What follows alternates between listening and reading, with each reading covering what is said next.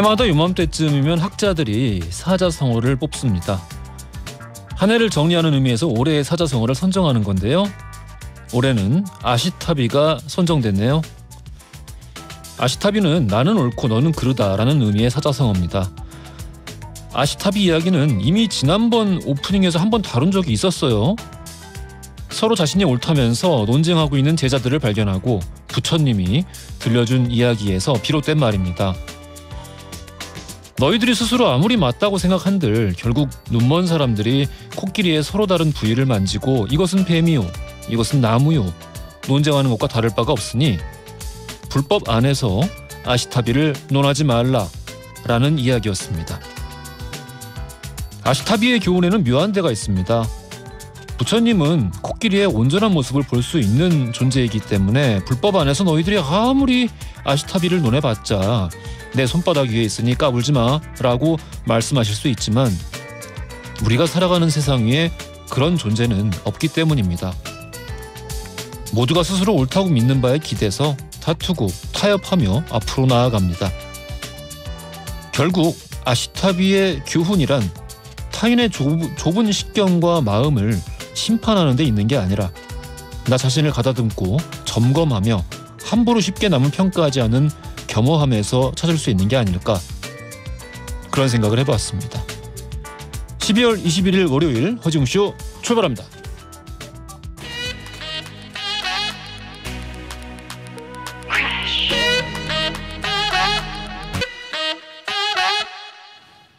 허지웅쇼 1부 첫 곡으로 들려드린 곡은요, 에일리의 너나 잘해였습니다. 자, 문자 좀 보겠습니다. 0124님, 웅디 처음으로 문자하네요. 신인 DJ상 받은 거 정말 축하드려요. TV 보다가 웅디가 나와서 얼마나 반가웠는지 몰라요. 지금처럼 쭉 방송해주세요. 6842님, 웅디 라디오 신인상 수상 축하해요. 올해는 신인상, 내년에는 라디오 DJ상 쭉쭉 가자. 0406님, 웅디 SBS 연예대상에서 라디오 신인상 수상하고 작가로서 2020년 올해의 책에도 계속 선정되고 상복 터졌네요. 제가 다 기뻐서 침대 위에서 방방 뛰고 난리도 아니었습니다. 예, 아유 감사합니다. 이 상은 제가 받았는데 프로그램이 받은 거니까, 예, 우리 제작진 그리고 우리 청취자 여러분이 받는 상이 아닌가 그런 생각이 듭니다. 다들 너무 감사드리고요. 내년에 라디오 DJ상 라디오 DJ상은 제가 30년 기근하면은 받을 수 있지 않을까, 그런 생각을 한번 저도 해봤습니다.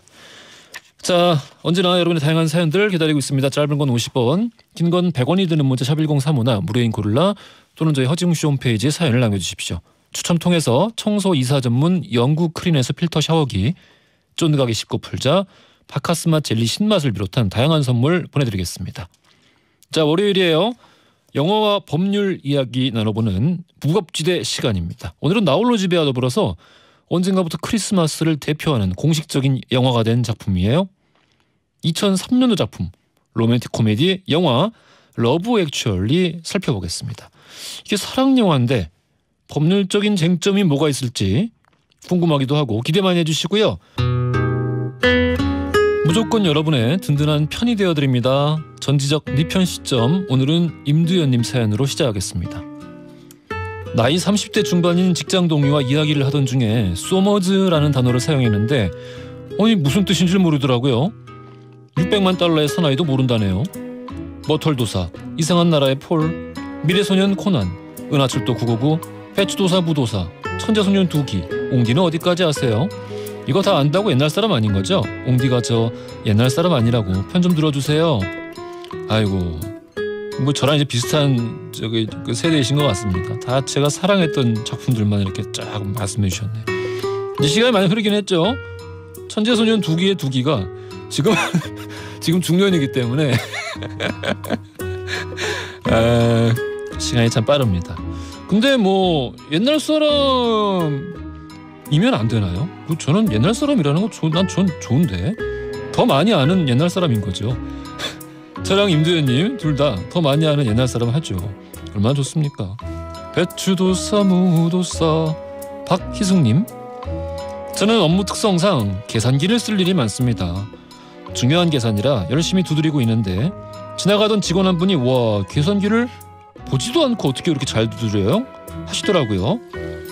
그러다 결국 내기까지 하게 됐습니다. 한 분은 스마트폰 계산기, 다른 분은 컴퓨터 계산기, 그리고 저는 일반 계산기로 두드렸죠. 그렇게 셋이서 대결한 결과 한치의 오차도 없이 제가 이겼습니다. 제 업무에 자신감이 생긴 것 같아서 행복해요. 웅디 저 잘했죠? 저는 그 한석봉 어머니가 갑자기 생각이 납니다.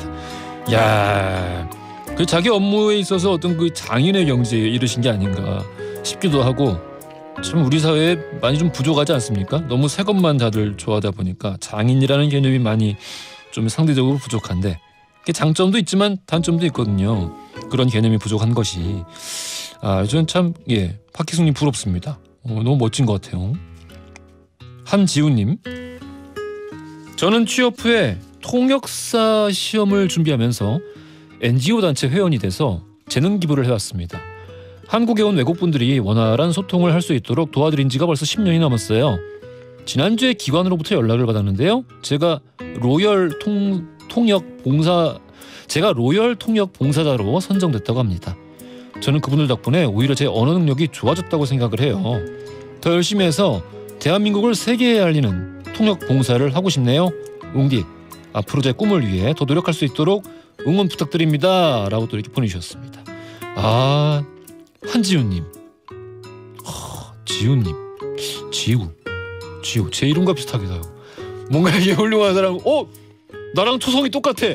한지우, 히읗 지읒 이응. 그렇습니다.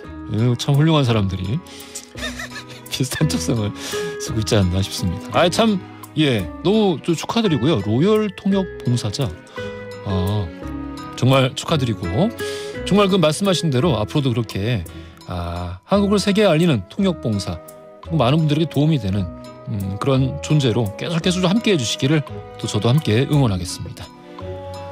자, 전지적 니편 시점에서는 여러분의 다양한 사연들 언제나 기다리고 있습니다.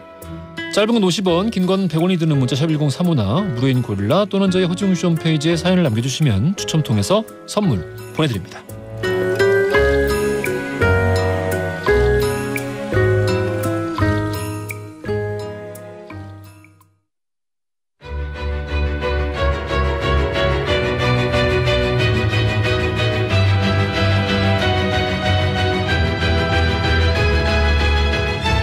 영화와 법률의 만남, 신유진, 허나몽의 무법지대.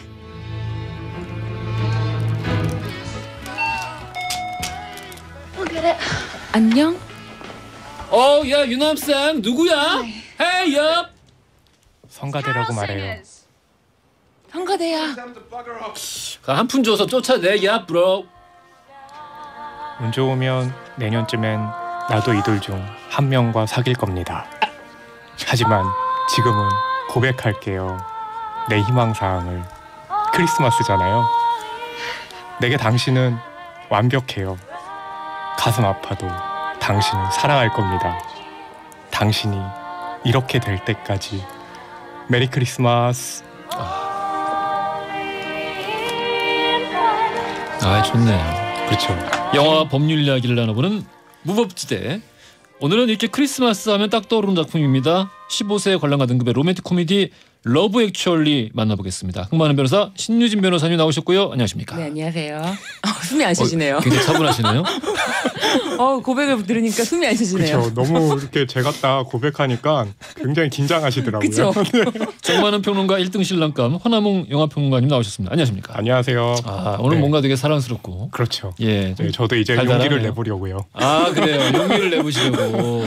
언제나 늘 유리벽과 마이크를 사이에 두고 대면했었는데 그렇죠. 용기를 내보시려고. 크리스마스 때는 고백이 참 좋을 것 같아요. 예. 네.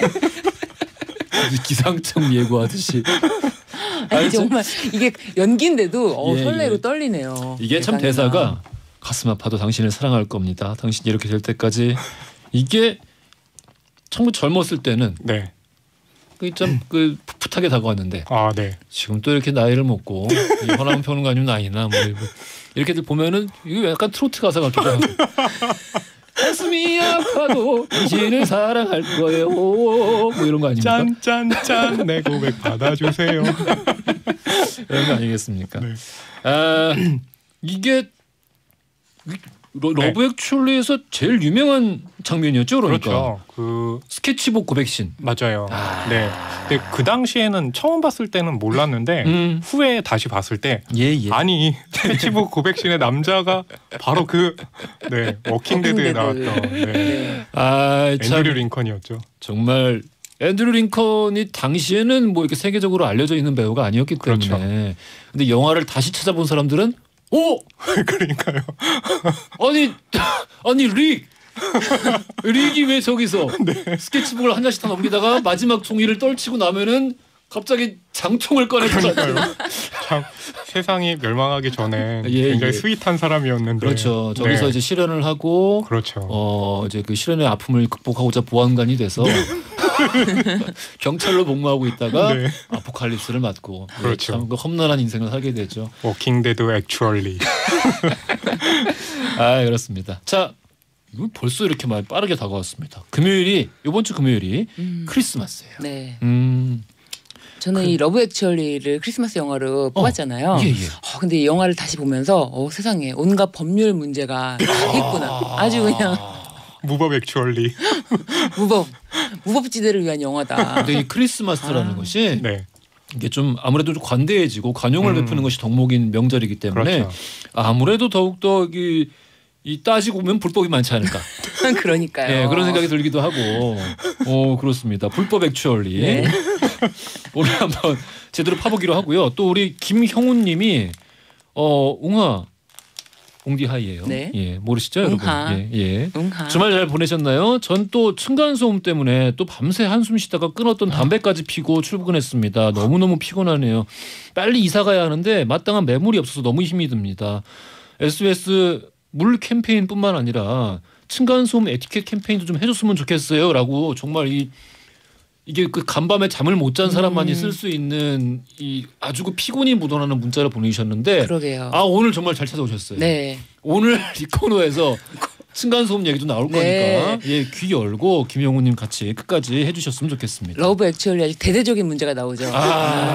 불법 액츄얼리 층간소음 얘기까지 일단 예고가 되어 있고요. 자, 러브 액츄얼리 이게 옴니버스 형식의 영화였는데 줄거리를 다 말씀드릴 수는 없고 그렇죠. 대략 좀 설명 좀 해주시죠. 그렇죠. 러브 액츄얼리는 크리스마스를 전후한 배경으로 진행이 되는데요. 여기에는 정말 다양한 커플이 나옵니다. 영국 수상과 식음료 담당 비서 그리고 프랑스 출신 작가와 포르투갈 파출부 아내 잃은 아빠와 양아들 촌내 여동생과 남편과 남편의 회사 동료. 복잡하네요. 그렇죠. 그리고 절친과 결혼한 부인을 짝사랑한 남자. 이게 참 그렇죠. 이게 바로 그 스케치북 장면인데. 맞아요. 그리고 이 영화에 웃음을 담당했죠.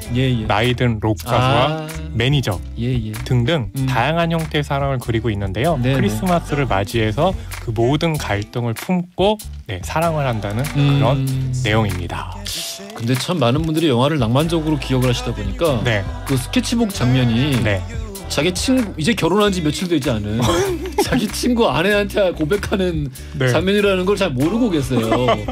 이게 우리나라 드라마 같았으면 아주 심각한 어떤 그 막장의 현장인데 그렇죠.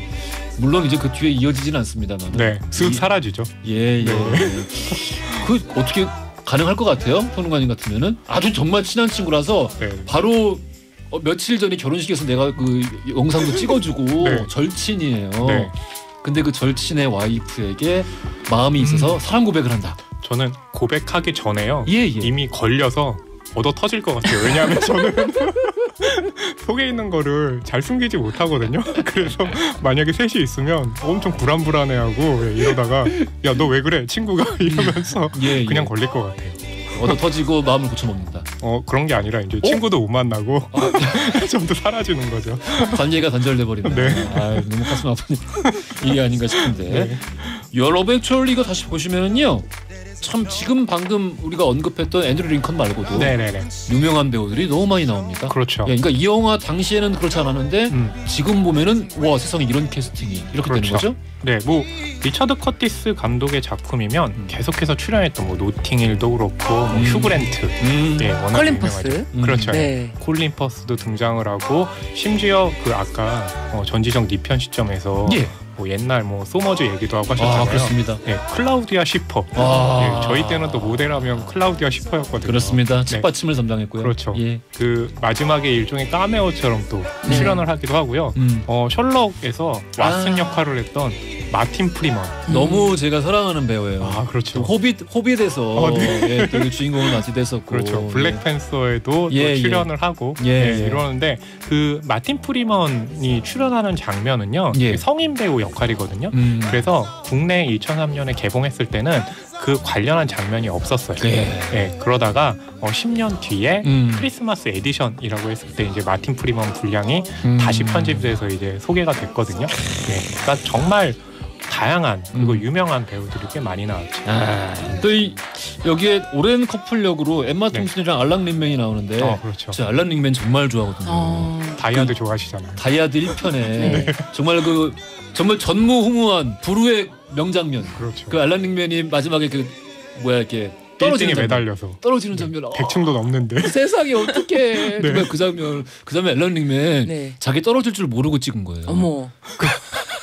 그래서 그 공포의 표정이 야 너 감독 지금 나랑 장난해? 라는 표정이 이렇게 나오면서 슬로우 버전으로 정말 최고의 명장면인데 그렇게 추락을 하셔가지고 이제 해리포터 교수님으로 해리포터의 스네이크 교수님으로 나오시고 엠마 톰슨이랑 같이 교수님으로 그렇습니다. 이게 해리포터보다 전인가 후인가? 다이아드요? 아니요. 다이아드 해리포터 아니요. 해리포터 나오고 그리고 나서 이제 러브 액츄얼리가 나온 거죠. 그렇죠. 알겠습니다. 참 좋아하는 배우 얘기들만 해도 벌써 이렇게 시간이 훌쩍 가고 있는데 여러분들은 그러면 이 영화 속에 등장하는 배우 중에 누굴 제일 좋아하시나요? 저는 딱 인상적이었던 배우가 토마스 생스터. 애기 남자 애기였잖아요. 그러니까 애기라고 하기는 어렵고 좀 이제 사랑이 가장 가슴 아픈 거 아니냐 살면서 초등학생으로 나오는데 그렇지 뭐. 가장 가슴 아프지 뭐. 그러니까 양아버지가 엄마가 이제 사망을 해서 그것 때문에 가슴이 아파서 애가 너무 이제 사춘기로 힘들어하나 했더니 알고 봤더니 가장 큰 고민이 인생의 사랑을 알게 됐다. 그런데 이제 고민이다라고 했던 그 부분인데 어떻게 컸는지가 너무 다시 궁금해지잖아요. 근데 이제 최근에 제가 봤던 퀸스 갬빗에서도 나오고 어른이더라고요. 메이즈 러너 국내 개봉했을 때는 국내에 또 내한하기도 맞습니다. 했었잖아요. 굉장히 훈남이죠. 훈남이에요. 어떻게 그렇게 잘 컸나 그런 생각이 들기도 하고. 그리고 그나저나 우리 변호사님 이제 작품들을 꽤 많이 챙겨보시네요. 퀸스 갬빗 얘기해서 깜짝 놀랐어. 네. 그러게요. 일은 언제 하세요? 저도 퀸스 갬빗 제가 들어가려고 대기하고 있었는데. 도대체 일은 언제 하세요? 이런 신작들을 다 찾아보고. 혹시라도 신작이 또 이제 선정이 되면은 또 빨리빨리 봐야 되기 때문에 미리미리 봐두고 있습니다. 우리 퀸스 갬빗 한번 해야겠다. 걸작이거든요. 그렇죠. 맞아요. 너무 좋아요. 깜짝 놀랐어요. 이렇게 신작들을 많이 찾아보시는. 안직환님, 저의 최애 영화가 러브 액츄얼리예요. 10번은 더 본 것 같습니다. 신진아님, 러브 액츄얼리는 너무 많이 봐서 장면을 다 외우고 있는데 그래도 또 보게 되는 것 같습니다. 김영숙님, 이 영화는 그냥 음악만 들어도 마음이 행복해집니다라고도 이렇게 해주셨고, 저는 참 우리 불륜까지는 아니군요. 아무튼 그 결혼식. 그 커플 친한 친구 커플 결혼식에서 이제 비틀즈 노래 커버해서 불러주는 All You Need Is Love. 그 장면이 참. 그렇죠. 저는 사실 로맨틱 코미디를 좋아하지 않아요. 되게 좋아하시는 것 같은데요. 저는 어렸을 때부터 정말 싫어했어요. 근데 정말 그 장면을 보면서 야, 로코가 참 이게 참 세상에 보탬이 되는 장르구나. 그런 생각을 할 정도로 너무 감동받았던. 러브 액츄얼리가 이제 그런 그 사람들의 생각에 큰 영향을 미쳤는데 안직환님께서 10번은 더 본 듯합니다라고 하셨잖아요. 국내 재개봉 영화들이 굉장히 많잖아요. 제일 많이 재개봉하는 영화가 바로 정말 러브 액츄얼리. 수시로 재개봉하고 수시로 소리소문 없이 재개봉하고. 왜냐하면 늘 극장에 가서 다시 보고 싶거든. 그렇죠. 집에서 보는 것보다는. 특히 크리스마스에는 러브 액츄얼리를 보고 싶죠. 그렇습니다. 자, 오늘 로맨틱 코미디 러브 액츄얼리 살펴보고 있는데요. 돌발 퀴즈 드리겠습니다. 러브 액츄얼리의 감독 리차드 커티스 감독은요, 원래 4번의 결혼식과 1번의 장례식, 브리짓 존스의 일기, 그리고 이 작품으로 유명한 시나리오 작가였습니다. 여행 전문 서점을 운영하고 있는 휴 그랜트, 그리고 이 서점에 우연히 들른 유명 배우 줄리아 로버츠가 만나서 사랑에 빠지는 이 영화의 제목은 과연 무엇일까요? 보기 드립니다. 1번 하이힐, 2번 워커힐, 3번 노팅힐. 힌트 주실 분 계시나요? 이거 쉽긴 한데. 네. 예. 남자 주인공이 예. 서점을 운영하고 있죠. 방금 얘기했잖아요. 이 서점의 이름이에요 이게. 네, 그렇습니다. 그렇습니다. 호텔이 아니라 예, 호텔이 아니라 이름입니다. 서점의 이름입니다. 자, 정답 아시는 분들 짧은 건 50원, 긴 건 100원이 드는 문자 샵 1035나 무료인 글로 보내주시면 추첨 통해서 선물 보내드릴 거고요. 빌림에게 크리스마스 이즈 올 어라운드 들으면서 2부로 이어가겠습니다. 허지용 쇼.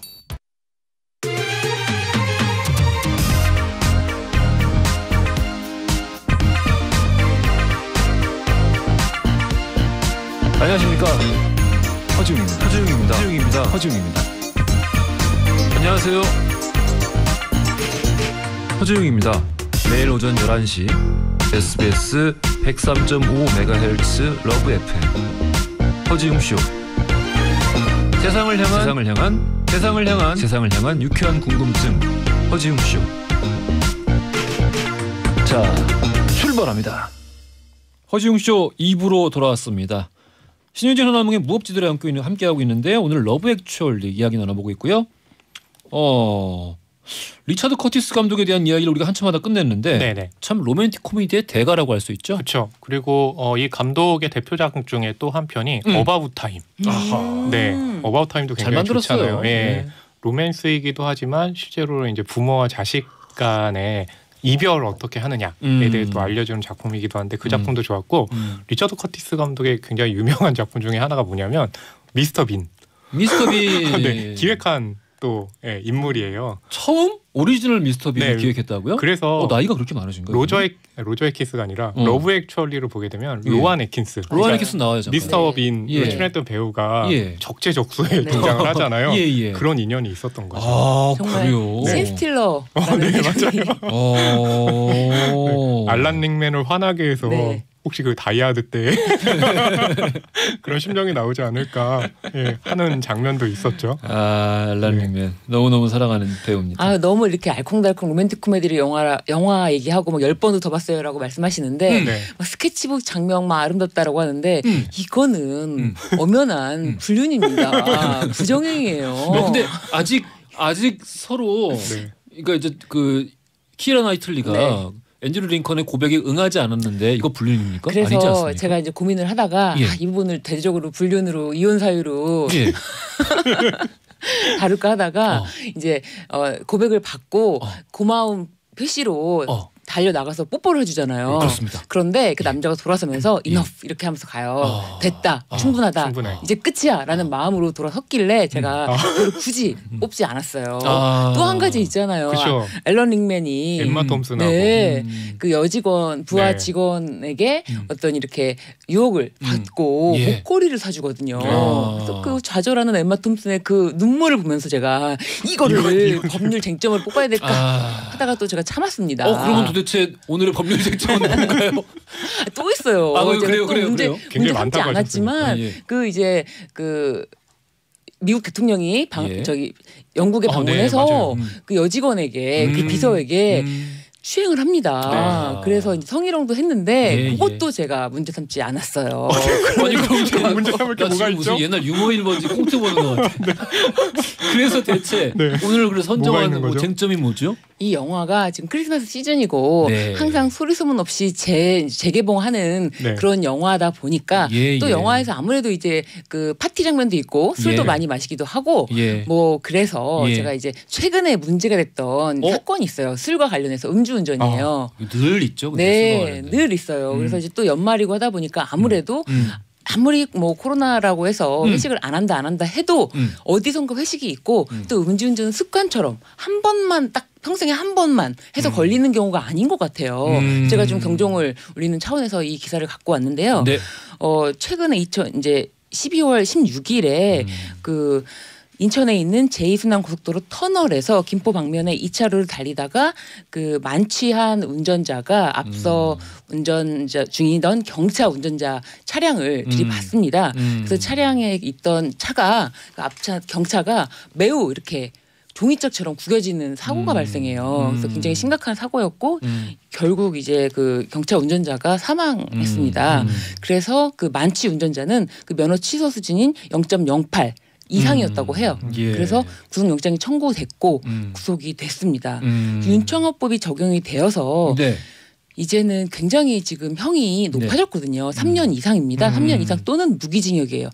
그럼에도 불구하고 이 만취 운전자들이 도로를 계속해서 이렇게 주행을 하고 또 이 사건뿐만이 아니라 또 이제 뭐 점심시간에 뭐 동료들과 막걸리를 한 잔 마셨다라고 했는데 트럭 운전을 하시다가 뒤로 후진하다가 사람을 치고 그냥 뭐 모른 채로 갔다고 하는데 그게 과연 몰랐을까 그런 의문이 남는 사건이 있어요. 그래서 이것도 좀 최근에 맞아요. 크게 그 차 안에는 운전자만 있었던 게 아니라 그 운전자와 함께 있던 동료 4명도 뒷좌석에 타고 있었거든요. 네. 네, 그래서 이제는 동승자에게도 음주운전 방조 네. 이 방조죄의 처벌이 지금 되고 있거든요. 그래서 혹시라도 누군가 이게 뭐 술을 마시고 운전하려고 한다. 그때 동승자들은 이 사람이 술 마신 거 내가 알고 탔다라고 하면 나도 처벌 위험성이 있다. 이런 것까지 좀 인식을 해야 될 것 같아요. 우리 변호사님이 처음 소개해 주신 사건 같은 경우에 네. 우리가 이제 급브레이크를 밟으면 스키드 마크가 바닥에 새겨지지 않습니까? 네. 근데 스키드 마크가 없었대요. 네, 맞습니다. 브레이크를 한 번도 밟지 않은 거예요. 네, 그 사고 그 목격자의 진술에 의하면은 예. 거의 뭐 180km로 와. 주행을 했던 것 같다라고 하는데 이 사고 당시 운전자가 아무래도 술을 마시고 좀 졸음 운전을 한 것 같다라고 진술했다고 해요. 술을 마시고 180km로 졸음 운전을 했다고요? 그러니까 이게 사고 당시 기억이 없다라고 얘기를 하는 걸 보고 그리고 이제 아무래도 충격이 있을 것 같으면 미리 브레이크를 밟을 텐데 그 브레이크를 밟은 흔적이 남지가 않았던 거죠 도로에. 음주운전의 가장 끔찍한 부분은 이게 재발률이 정말 높다는 데 있는 것 같습니다. 네. 한 번 한 사람은 계속 하는 것 같아요. 그래서 지금 사실 그 설문조사도 하고 했는데 이 음주운전으로 이렇게 인명 피해를 낸 사람은 다시는 면허를 발급해주면 안 된다. 이런 목소리가 굉장히 높아요. 그래서 면허를 재발급을 안 되는 방향으로 이제 법률을 다시 개정하면 어떠냐 이런 취지의 목소리가 지금 굉장히 높습니다. 근데 음주운전으로 사람을 죽이면은 정말 부지불식 아주 그냥 순식간에 한 가정이 완전히 사라지는 건데 네. 근데 그 정도의 끔찍한 범죄를 저지르고 고작 면허를 앞으로 발급하지 않는 것에 대한 처벌조차 지금 논의를 하고 있다라는 것이 이게 좀 정당한 법집행이나 형평성에 맞는 일인가라는 생각이 들긴 하네요. 예, 이게 3년 이상 또는 무기징역이지만 3년 이상일 경우에는 이제 또 뭐 유기징역 상한이 30년이니까 뭐 중간에 이제 또 뭐 감형돼서 나올 수가 있으니까요. 그렇습니다. 음주운전. 그리고 불륜 얘기 아까 저 잠깐 하나만 좀 여쭤볼게요. 네, 네, 불륜을 너무 훅 넘어갔어. 네. 오늘 막 전반부에는 러브 액츄얼님 되게 사랑스럽게 하다가 그래서 러브 액츄얼로 잠깐 돌아가서 러브 액츄얼리와 똑같은 상황 있잖아요. 그러니까 그 친구의 아내에게 사랑 고백을 하고 둘이 뽀뽀까지 했어요.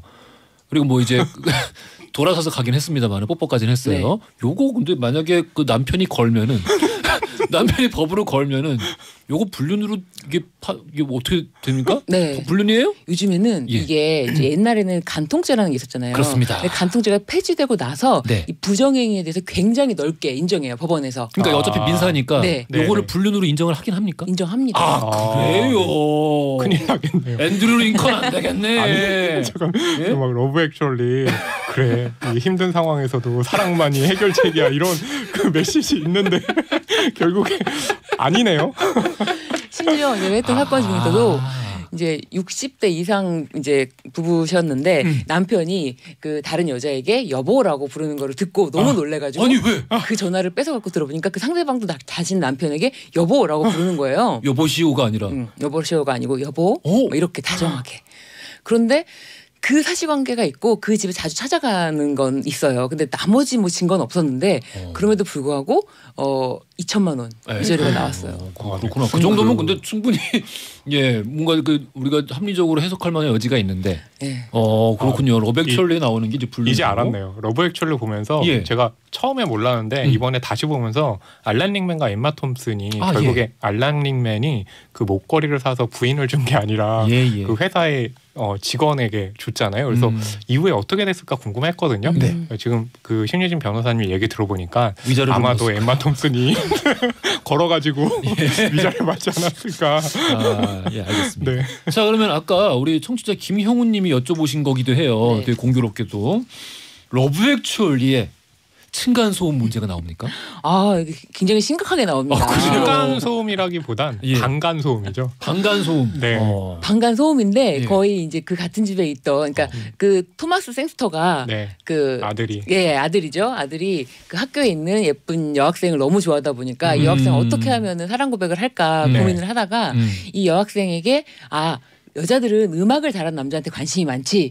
근데 아빠가 그럽니다. 근데 너는 악기를 다루지 모르잖아. 그러니까 그거는 매우 작은 문제다. 그래서 그날부터 드럼을 방에서 치는 거예요. 밤낮으로. 네. 밤낮으로. 아빠가 리암 니슨이었죠. 네. 네, 리암 니슨이고 예. 근데 그 토마스 생스터가 빌라이가 연기한 록가우스 딱 보면서 그래 음악이다 여자들이 그래, 좋아할 음악이다. 거야라고 하면서 그래서 드럼 연습을 하는데 드럼 연습을 너무 심각하게 하는 거예요. 그래서 리암 니슨도 막 괴로워하고 밖에서 그만 치게 하려고 밥 먹으라고 해도 밥 안 먹는다고 하고 계속 치는 거예요. 그렇죠. 진짜 초보자가 그 드럼을 그렇게 밤낮으로 친다면 이건 우리나라에서 이런 일이 있다면 아하. 이거는 층간소음으로 지금 난리가 납니다. 네. 지금 우리 그렇죠. 아까 청취자 김영우님도 네. 한숨도 잠을 자지 못하고 얼마나 이제 괴롭겠습니까? 만약에 그렇죠. 하루라면 힘들죠. 모르겠는데 이게 뭐 계속 이어지는 상황인 거 아니겠습니까? 네. 근데 제가 알기로 층간소음 이거 법적으로 뭐 쉽게 해결할 방법은 없는 걸로 알고 있는데. 쉽게 해결되는 방법은 사실은 없습니다. 그래서 최근에 또 이 커뮤니티에도 이런 이야기가 올라왔어요. 아파트 현관에 인분 테러를 당했다. 인분 네. 테러요? 네. 맞아요. 네. 그러니까 이제 아무래도 원인이 자신에게 층간소음으로 항상 항의를 하던 아랫집인 아랫집이 것 아닌가. 같다라고 이제 사진까지 올리고 했는데 사진을 올렸어요. 네. 인분 테러 사진을. 그래서 아이고. 이게 굉장히 문제가 심각했는데 예전에도 이런 사건이 있었습니다. 그리고 이제 판결도 있고 그리고 이게 이제 아파트 현관에다가뿐만 아니라 그 아파트 그 입주민의 입구. 승용차에다가도 가서 이제 뭐 인분이라든지 소변이라든지 이런 거를 뿌렸던 그런 한 번에 사건. 되게 많이 싸시나 봐요. 다른 사건입니다. 다른 사건이요. 죄송합니다. 다른 다른 사건입니다. 사건. 예. 다른 사건에서 그러면 주로 이런 층간소음에 괴로운 분들이 이런 방법을 많이 선택하시는군요. 괴로움을 당하는 사람들이 예. 그걸 사실은 처음에 이제 불평을 하고 항의를 하지만 예. 그 위 개선이 안 되기 사람들이 때문에. 개선이 안 되는 상황에서 계속 그 이제 괴로움을 참다가 그런 항의 방법으로 좀 과격하게 이렇게 표시를 하시는 거죠. 근데 제가 이렇게 살펴보니까 층간소음 문제가 이렇게 분노로 치닫는 가장 큰 원인은 무시당한다는 기분. 네. 이게 한두 번 얘기했는데 그렇죠. 내가 그러니까 계속 소리는 들리고 그럼 내가 무시당하는구나 네. 라는 생각에 빠져들어가지고 아주 점점 더 깊은 어떤 그 증오와 분노로 빠져들 수밖에 없는 구조더라고요. 네. 그래서 윗집에서는 오히려 또 이제 약간 무서움을 느끼고 아랫집에서는 괴롭고. 잠깐 인분 테러 당한 윗집? 네. 예. 그러니까 윗집 인분 테러를 당한 윗집이든 또 이제 보복 층간 소음이라고 요즘에는 보복 층간 소음의 스피커가 있어요. 예, 보복 스피커 스피커도 팔아요. 있고 예. 뭐 그런 것들이 많이 있습니다. 그래서 예. 첫 번째 이제 인분 테러 같은 사건을 한번 네. 법률적으로 풀어보면은 이것에 대해서 과연 이제 뭐 현관 앞에다가 그리고 현관 문 손잡이에다가 이렇게 바른 경우 어떡해. 저희 러브 액츄얼리 얘기하는 거죠? 예, 아무튼 그래서 이게 법률적으로 한번 따져보건데 예. 이거는 손괴죄. 재물손괴죄 재물손괴죄. 네, 그렇겠네요. 해당합니다. 그래서 오히려 이 층간소음으로 괴로우신 분들이 이걸 해결할 때 내가 조금이라도 나의 고통을 전해주고 싶다라는 마음으로 해결을 하다가는 꼭 오히려 이렇게 역으로. 역으로 재물손괴죄에 해당해서 처벌 받을 수 있다. 정작 층간소음을 일으킨 윗집 사람은 아무런 법적 책임을 지지 않은데 사실 층간소음을 측정을 해가지고 손해배상 청구를 한 적도 있어요. 그건 어떻게 청구가 받아들여졌나요? 받아들여지긴 하는데 네. 그게 층간소음으로 인해서 발생하는 게 정신적인 피해. 피해잖아요. 예. 정신적인 피해는 위자료잖아요. 산출이 적게 되는구나. 네, 매우 적습니다. 그래서 막 그 가구 한 명당 한 50만 원에서 100만 원. 너무 적죠. 기간이 어느 정도였는데? 기간을 뭐 예를 들면은 내가 측정한 기간 그거로 봐야 되니까. 측정한 기간만 따지는 네. 또. 그런데 이제 예를 들면 그거로 인해서 내가 또 뭐 그 층간소음에 대해서 요즘에는 층간소음 이웃사회 센터에 신고를 하면은 나와서 현장 조사도 하긴 한대요. 다시 한 번 말씀해 주세요. 층간소음 이웃사회 센터. 이웃사회 센터. 네, 그러면은 현장 조사를 하긴 하는데 친구 사이처럼 이웃사회. 네. 이웃사회 센터. 근데 문제는 여기서 조정 절차도 열고 하는데 이게 강제적인 효과가 없어요. 그래서 그러겠죠. 거기에 대해서 윗집에서라는 거 받아들일 수 없다라고 하면은 어쩔 수 없이 소송으로 가야 되는 부분도 있어요. 그런데 이런 문제로 인해서 최근에는 위자료 액수가 가장 크게는 3천만, 그러니까 위자료 플러스 치료비 플러스 그리고 이 집에 더 이상 살 수가 없다 해서 이사를 갔거든요. 이사 비용까지. 잠시 월세를 살았는데 그 월세 비용까지. 그래서 총액 3천만 원. 2,960. 그 경우는 어떤 경우였어요? 이 경우는 층간소음 문제가 있다라고 했는데 네. 아랫집에서 오히려 또 이것도 보복 보복을 했구나. 네, 보복 층간소음이었고 이게 이제 너무 괴로워서 도저히 이 집에서 있을 수가 없는 보복 층간소음 측정하기가 더 쉬우니까요. 그 측정을 해가지고 이제 있을 수가 없는 사람이 견딜 수가 없는 소음을 일으킨다라고 해서 이 당시에 이제 요걸 증거를 확보해두고 집을 나가서 생활을 했고. 그러면은 승소를 하신 분이 했죠. 그 오히려 처음에 최초 층간소음을 일으킨 분이 승소를 하신 거네요?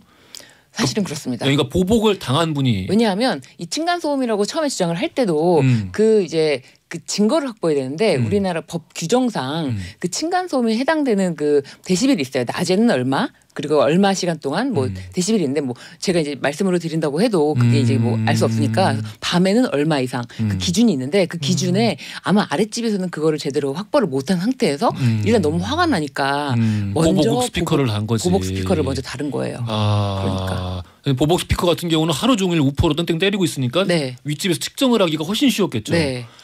그렇군요. 네. 오히려 그 보복 때문에 3천만 원? 네.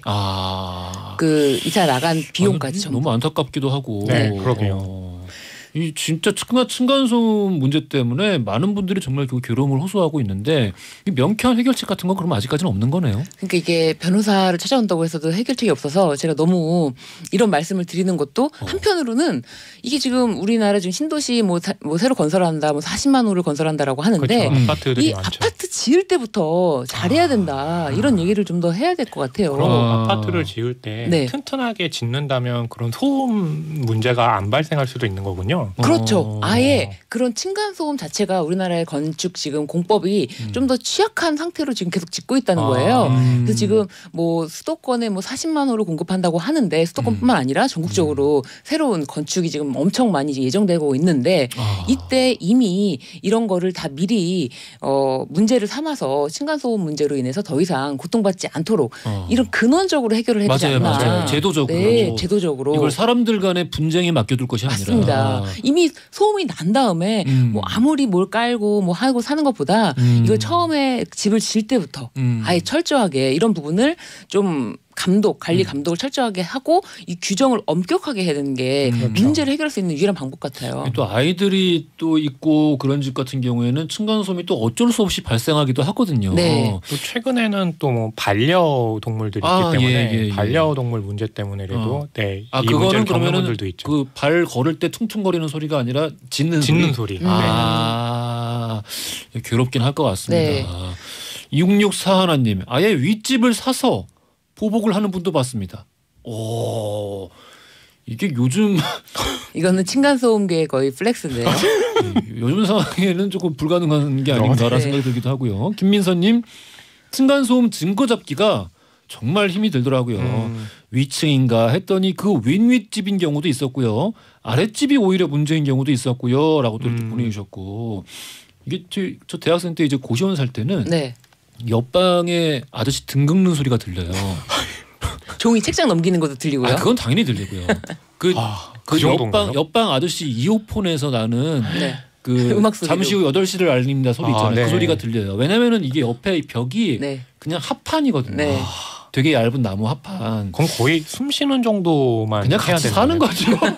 서로 얼굴 안 보고 같이 사는 건데 근데 이제 우리가 막 아파트에 살고 또 가족을 구성해서 살고 이런 사람들끼리 아무리 더불어 살아가는 사회라고 할지언정 그렇게 소리가 계속 지속적으로 들리면은 힘들죠. 계속 이해심을 가지고 견디기는 좀 어렵지 않나. 그렇죠. 그런 생각 들기도 하고. 저는 이 소리 문제도 결국에 증거로 채택을 해야 된다고 그러는데 그 데시벨이 만약에 기준이라면 녹음을 해도 그게 정확한 데시벨로 잡기도 또 힘들 것 같아서 조작할 수도 있고. 그러니까 이제 측정을 하는 그 본인이 직접 녹음을 하는 건 아니고요. 그래서 이제 아까 말씀드린 층간소음 이웃사회 센터에 신고를 하면은 거기서 나와서 측정을 합니다. 공증할 수 있는 측정 기구가 따로 있는 거군요. 그러니까 거기서 이제 센터에서 직원이 나와서 측정을 하기 때문에 이거는 좀 더 신빙성이 그러겠네요. 개인적으로 한 게 아니기 때문에 높죠. 채택될 수 있죠. 야, 러브 액츄얼리 불륜에서 시작해서 인분 테러. 근데 리암 니슨이 그런 센터를 좀 알았으면 거기 전화해서 리암 니슨은 그런 센터가 필요하지 않죠. 아, 그렇군요. 바로 전화를 맞다. 하고 그렇죠. 방문을 푸시고 너를 찾아내겠다. 한마디면 끝이니까요. 알겠습니다. 자, 돌발 퀴즈 정답 알려드려야죠. 리차드 커티스 감독이 시나리오를 쓴 휴 그랜트와 줄리아 로버츠가 주인공으로 나왔던 영화 바로 3번 노팅힐이었습니다. 당첨자 명단 선고표란에 올려놓을 테니까요. 확인 꼭 부탁드리고요. 지금까지 무법지대 신유진 변호사님, 허남웅 영화평론가님이었습니다. 오늘 말씀 감사합니다. 감사합니다. 메리 크리스마스. 메리 크리스마스. 어이 스윗해.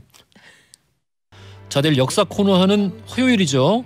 역사 속에 술에 관련된 재밌는 이야기들 준비해뒀으니까 기대해 주시고요. 자, 오늘 끝곡으로는요. 조니 미첼의 Both Sides Now 준비했습니다. 이 곡 들으시면서요. 저는 내일 아침 11시에 다시 찾아뵙겠습니다. 지금까지 허중이었습니다. So many things